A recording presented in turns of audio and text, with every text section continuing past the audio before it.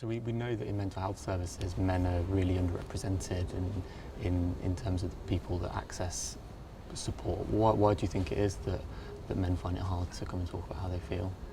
I think the perception of being a man and the way that a man is meant to come across as a kind of a macho kind of, I'll be all right, take on the chin, I'll be fine later kind of thing.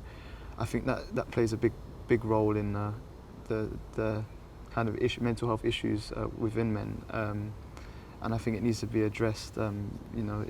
It's all about communicating and actually, rather than it being a point of weakness by expressing your emotions and talking to people about your emotions, it should be a point of strength for being able to do that and recognising it and trying to resolve that.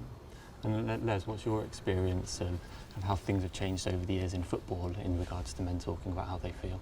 Yeah, I think it's changed incredibly now in terms of when I first got into football. It was such a macho industry. You couldn't show any sign of weakness.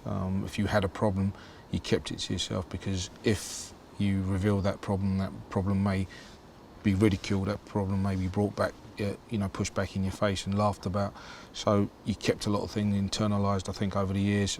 Certainly in recent times, we've seen a lot of players come out with mental health issues and not afraid to talk about it, which is an absolutely fantastic thing. So in that respect, the changing rooms and football in itself has become a very different environment where people are now able to express their feelings, and rather than being ridiculed, people find sympathy for them now.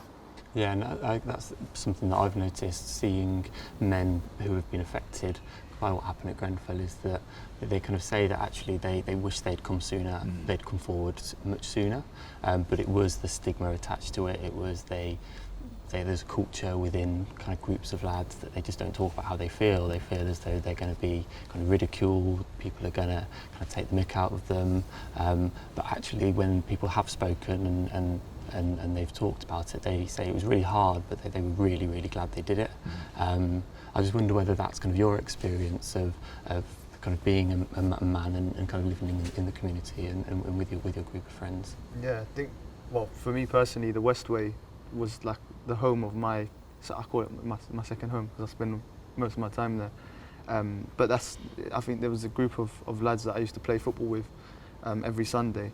And only after Grenfell did we realise how important that day was, when we came to play football, because not only was it a release, kind of physically expressing ourselves on the pitch, but it was also a platform to allow us to get together and engage with each other and talk about, issues that we have. You wouldn't explicitly go there to speak about issues, but you might hear your friends say something about something, and then you discuss it. I think it gives a good platform. Football's, it's more than just a game. Really. It sounds like you've really used football as a way to kind of manage. Is there something about football and the process of what it means to you that has really helped you?